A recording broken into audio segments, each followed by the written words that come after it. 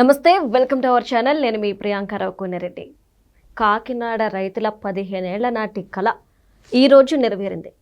ఉప ముఖ్యమంత్రి పవన్ కళ్యాణ్ గారు ఎన్నికల సందర్భంలో ప్రచారంలో భాగంగా అక్కడున్న రైతులకు ఒక హామీ ఇచ్చారు.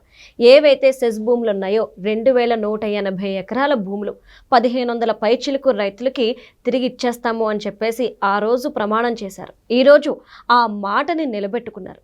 ఇప్పుడు పవన్ కళ్యాణ్ గారికి అక్కడ కాకినాడ ప్రజలందరూ అంటే రైతులందరూ కూడా పాలాభిషేకాలు చేస్తూ ధన్యవాదాలు తెలుపుతున్నారు. అసలు పవన్ కళ్యాణ్ గారు పనితీరుని మనం ఎలా చూడాలి? ఇచ్చిన ప్రతి మాటని నిలబెట్టుకోవడం అనేది అందరి రాజకీయ నాయకులకి కూడా సాధ్యం కాదు. మరి పవన్ కళ్యాణ్ గారి పనితీరుని ఎలా చూడాలి అనేది ఈ వీడియోలో తెలుసుకుందాం. దీనికి సంబంధించి మనతో మాట్లాడడానికి జనసేన పార్టీ రాష్ట్ర అధికార ప్రతినిధి శ్రీనివాస్ గారు ఉన్నారు. ఆయనతో మాట్లాడదాం. నమస్కారం. నమస్తే అమ్మా. సరే, ఈరోజు పవన్ కళ్యాణ్ గారు ఇచ్చిన మాటని నిలబెట్టుకున్నారు. అంటే దగ్గర దగ్గర 1500 మంది రైతులు వారి ఆనందానికి అదుపు లేకుండా పోయింది. ఎలా చూస్తున్నారు? ఒకటమ్మా, అంటే ఎలక్షన్స్లో సాధ్యం అవుతుందా సాధ్యం కాదా అనేది కూడా ఆలోచించకుండా హామీలు ఇచ్చేయడం, అధికారంలోకి వచ్చిన తర్వాత మేము చేద్దాం అనుకున్నాం కానీ మాకు సరైనటువంటి విధానం దొరకలేదు అని చెప్పేసి ఏయో మాయ మాటలు చెప్పి తప్పించుకునేటువంటి విధానం చాలామంది రాజకీయ నాయకులు చేస్తూ ఉంటారు. పవన్ కళ్యాణ్ గారితో అలా కుదరదు. తన మాట ఇచ్చాడంటే ఒకరోజు లేట్ అయినా ఆ మాట నిలబెట్టుకుంటాడో, మళ్ళీ వెళ్ళి ప్రజల్లోకి వెళ్ళి నేను నా మాట నిలబెట్టుకున్నానని చెప్పి గర్వంగా నిలబెడతాడు ఆయన. ఈ మధ్యకాలంలో చూశారు మీరు, ఉప్పాడికి సంబంధించినట్టు తీర ప్రాంతం కోతకి గురవుతుంటే నా హయాంలో డివైడర్ వాల్ కట్టిస్తాను, ఖచ్చితంగా నా మాట నమ్మండి, నా హయాంలో మాత్రం ఖచ్చితంగా కట్టిస్తాను, లేకపోతే మీ మొహం కూడా చూడను అని చెప్పేసి ఆయన మాట్లాడారు. అంటే దానికి కూడా దేనికేనమ్మా ప్రియాంక ఒక నిబద్ధత ఉండాలి. ఏదో ఎలక్షన్స్లో గెలిచేసాం, మాయ మాటలు చెప్పేసాం, గెలిచేసాం, అయిపోయింది, ఇంకా 5 సంవత్సరాల పోయిన తర్వాత ఎవరో గుర్తుండలేకపోతే అప్పుడు మళ్ళీ ఇవ్వచ్చు ఇంకో హామీలు అనేటువంటిది లేకుండా, అంటే భవిష్యత్తు తరాల గురించి కూడా ఆలోచించే విధానంతో ఇచ్చే హామీలు అలాగే ఉంటాయి. ఈ రోజున కాకినాడ సజ్జకి సంబంధించినటువంటి మీరు చెప్పారు 2180 ఎకరాలు, దాదాపు 1551 మంది రైతులు. కాకినాడ సజ్జ అనేది ప్రియాంక 2007లో అప్పటి వైఎస్ రాజశేఖర రెడ్డి గారి ప్రభుత్వం అక్కడ ఏదో ఓఎన్జీసీకి సంబంధించినటువంటి రిఫైనరీ వస్తుందని చెప్పి భూసేకరణ చేసింది. సరే, చాలా కొంతమంది రైతులు ఇష్టపడతారు, కొంతమంది రైతులు భూములు ఇవ్వడానికి ఇష్టపడరు. కొంతమంది ఏంటంటే భూములు ఇస్తే పిల్లలకి ఏమైనా ఉద్యోగాలు వస్తాయి, మన ఏరియా డెవలప్ అవుతుంది అనేటువంటి ఉద్దేశంతో చాలామంది కొంతమంది ఇచ్చారు, కొంతమంది. సరే, అయితే దానికి తగ్గ పర్మిషన్స్ అన్నీ కూడా సెంట్రల్ గవర్నమెంట్ తెచ్చుకోవాలి. సెంట్రల్ గవర్నమెంట్ ఎంత ఇచ్చింది? 1035 హెక్టార్లకు మాత్రమే పర్మిషన్ ఇచ్చింది. కానీ ఇక్కడ గవర్నమెంట్ ఏం చేసింది, వీళ్ళు పాత అప్పటికి ఇంకా 2013 భూసేకరణ చట్టం రాలా, ఇప్పుడు 1880కి సంబంధించినటువంటి చట్ట ప్రకారం ఎకరాకి 1,00,000 2 లక్షలు ఇచ్చినట్టు ఇచ్చి గొడవ చేస్తే 3 లక్షలు ఇచ్చారు. అలా ఆ విధంగా మొత్తం రైతుల దగ్గర నుంచి తీసేసుకున్నారు ఒక 5,000 ఎకరాలు. ఆ తర్వాత ఏం చేశారు, దానిలో భాగంగానే పక్కన ఉప్పాడ కొత్తపల్లి అంటారు, తొండంగి, ఆ ఏరియాలకు సంబంధించి ఇంచుమించు దాదాపు 4,500 ఎకరాలు. దాంతోపాటు ప్రభుత్వం మొత్తానికి కాకినాడ సజ్జ పేరు మీద దాదాపు 10,000 ఎకరాల పైనే భూమిని సేకరించారు.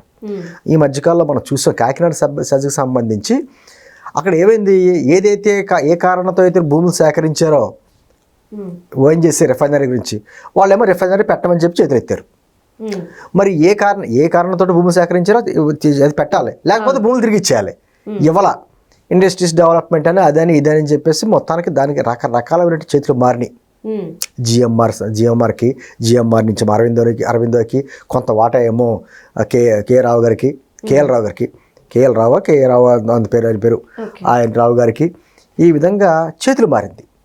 ఆయన కూడా ఈ మధ్యకాలంలోనే జగన్మోహన్ రెడ్డి గారు ఏదైతే వాళ్ళ వాటాల మీద కూడా తుపాకీ పెట్టి మరి ఓటాలు రాయించుకున్నాడు అని చెప్పేసి వార్తలు వచ్చినాయి.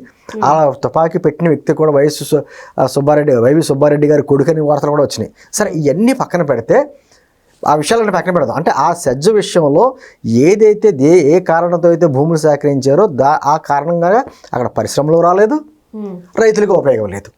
దాంతో రైతులకి భూమి ఎదురుగుండా కనపడతా ఉంటుంది. దానివల్ల వాళ్ళ పిల్లలకి ఎవరికి ఉద్యోగాలు రావు.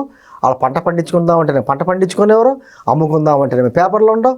ఆ పిల్లలకి పెళ్ళిళ్ళు చేసుకోవాలన్నా ఏం చేయాలన్నా భూమి ఉందో ఎందుకు ఉపయోగం లేని భూమి.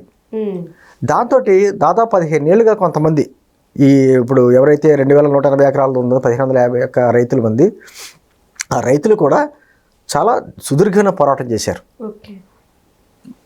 మా భూములు మాకు ఇవ్వండి అని చెప్పేసి పోరాటం చేశారు. సరే, గత గవర్నమెంట్ కూడా మేము ఇస్తాం, అది ఇస్తాం, ఇది ఇస్తామని చెప్పి హామీలు ఇచ్చింది. ఆ హామీలు ఇచ్చిందని నెరవేర్చకపోగా ఏ విధంగా చూసామో అరవింద వాళ్ళతో కొనిపించి జిఎంఆర్ని బయట తరివేసి ఈ రావు గారిది కూడా వాటాను కూడా తుపాకీ పెట్టి బెదిరించింది, ఇచ్చేసారు తప్ప రైతులకి ఏదైతే చేశారో అది మాత్రం నెరవేర్చలే.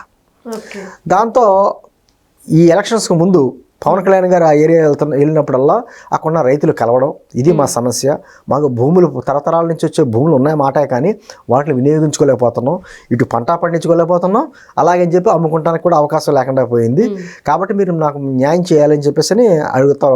ఆయన ఖచ్చితంగా కూటమి ప్రభుత్వ అధికారులకు వస్తే దీని మీద దృష్టి పెడతాను అనే మాట ఆ రోజు హామీ ఇచ్చారు. ఇప్పుడు ప్రత్యేకించి ఆయన ఈ విషయాన్ని, ఇప్పుడు ఇమ్మీడియట్గా ఒకరే జరిగిపోయేదన్నా, ఈ విషయాన్ని మళ్ళీ సీఎం గారి దగ్గర కూర్చుని ఇది నేను హామీ ఇచ్చాను, హామీ ఇచ్చిన అక్కడ మాట నెరవేర్చాలి అక్కడ, ఇది విషయం అంటే ఆయన కూడా సీఎం గారు కూడా సానుకూలంగా స్పందించి సరే ఓకే అన్నారు.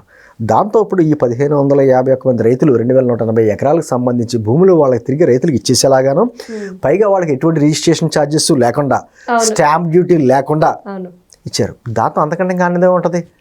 ఏదో తప్పిపోయిన బిడ్డ తిరిగి వస్తే ఇంటికి ఎలా ఉంటుందంటే తల్లిదండ్రులకి అదొక ఆనందం.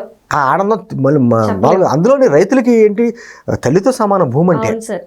వాళ్ళు ఏదైనా వదులుకుంటారు, కానీ లాభం వచ్చినా నష్టం వచ్చినా రైతు, పంట పండించే రైతు ఏం చేస్తాడంటే ఆ భూములనే అంటిపెట్టుకుంటాడు. అటువంటిది తప్పదు. కొన్ని సందర్భాల్లో ఇప్పుడు రోడ్లు వైండింగ్ చేస్తాం, స్థలాలు ఇవ్వాల్సి వస్తుంది, మెట్రో లాంటివి కట్టారు, స్థలాలు ఇవ్వాల్సి వస్తుంది. కేవలం భూమి అన్నది రాజ్యానికి హక్కు.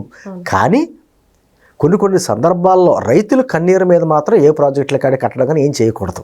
రైతు కన్నీరు దేశానికి మంచిది కాదు. వాళ్ళు సంతోషంగా, ఇప్పుడు అమరావతి రైతులు ఉన్నారు, సంతోషంగా ఇచ్చారు. ఎందుకంటే రేపు పొద్దున ఇది మా పెద్ద సిటీ అవుతుంది, మాకు కూడా ఇచ్చేటువంటి రిటర్నబుల్ ఫ్లాట్స్ తోటి మాకు అద్భుతమైనటువంటి డెవలప్మెంట్ అవుద్ది, మా పిల్లలకి అనేక ఉపాధి అవకాశాలు దొరుకుతాయని చెప్పి సంతోషంగా ఇచ్చారు. వాళ్ళే ధర్నాలో, తర్వాత ఏమో గత ప్రభుత్వం చేసిన కార్యక్రమాలకి రోడ్డు మీదకి వచ్చి ధర్నాలు అన్ని చేసుకుంటూ వచ్చారు, రాజధాని వాళ్ళే కాపాడుకున్నారు. మరి ఇక్కడ అలా కాదు. ఇక్కడ ఏదైతే ఇప్పుడు పోలవరం కడుతున్నామని చెప్పేసి భూములు తీసుకున్నారమ్మా, అక్కడ పోలవరమే కట్టాలి అంతేకాని పోలవరం కట్టకుండా ఇంకో దానికి ఉపయోగిస్తానంటే కుదరదు. రైతులు ఎందుకు ఇచ్చారు, పోలవరానికి ఇచ్చారు. అలాగే అంటే ఎందుకు ఉదాహరణ చెప్తున్నానంటే, జగన్మోహన్ రెడ్డి గారు లాస్ట్ గవర్నమెంట్లో అమరావతి ప్రాంతంలో రైతులు భూములు ఇస్తే దేనికి ఇచ్చారు, రాజధాని కడతారని ఇచ్చారు. అది మానేసి ఎస్సీ ఎస్టీలకి భూములు ఇస్తామని చెప్పేసి అక్కడ కులాల మధ్య చిచ్చు పెట్టాలని ప్రయత్నం చేశాడు. అలాగే ఈ రోజున కాకినాడ సజ్జకి సంబంధించి ఆ రైతులు ఏదైతే కోరుకున్నారో ఆ కోరిక నెరవేరలా. ఆడ ప్రాజెక్ట్స్ కానీ ఉపాధి కల్పన కానీ ఏమీ జరగల. అందులోని ఇష్టం లేని వ్యక్తులు ఎవరైతే ఉన్నారో వాళ్ళ సుదీర్ఘ పోరాటం చేస్తున్నారు. వాళ్ళ పోరాటంలో న్యాయం ఉంది. దాంతో పవన్ కళ్యాణ్ దృష్టికి రావడం, ఆయన కూడా దాని మీద సానుకూలంగా స్పందించడం, ఈరోజు కూటమి ప్రభుత్వం అధికారికి వచ్చింది కాబట్టి చంద్రబాబు గారిని ఒప్పించడం, మళ్ళీ ఎటువంటి ఇబ్బందులు లేకుండా, ఎటువంటి స్టాంప్ డ్యూటీలు, ఎటువంటి రిజిస్ట్రేషన్ ఛార్జీలు లేకుండా వాళ్ళ పేరు మీద వాళ్ళ భూములు తిరిగి ఇచ్చడంతో ఈరోజు కాకినాడ చుట్టుపక్కల ప్రాంతాల్లో, ఆ ఉప్పాడ కొత్తపల్లి మండలం, తొండంగి మండలంలో నిజంగా రైతులు ఎంత ఆనందిస్తున్నారంటే అంత ఆనందిస్తున్నారు. రైతు కల్లా ఆనందం కంటే ఇంకేముంటుందమ్మా పాలకులకి, అంతకు మించి ఇంకేముంది. వ్యక్తి కదండి, ఏదైనా కష్టాల్లో తెలియాలి, ఆ బాధను అర్థం చేసుకోవాలి, ఏంటన్నది అర్థం చేసుకున్నట్టు. అదే అంటారు పవన్ కళ్యాణ్ గారు ప్రాబ్లమ్స్కి సొల్యూషన్ అని. అదే జరిగింది. ఇప్పుడు వ్యక్తి నాయకుడైతే ఎలా ఉంటది అనే దానికి ఇది ఒక నిదర్శనం అంటారు. Okay, right. Thank you so much sir.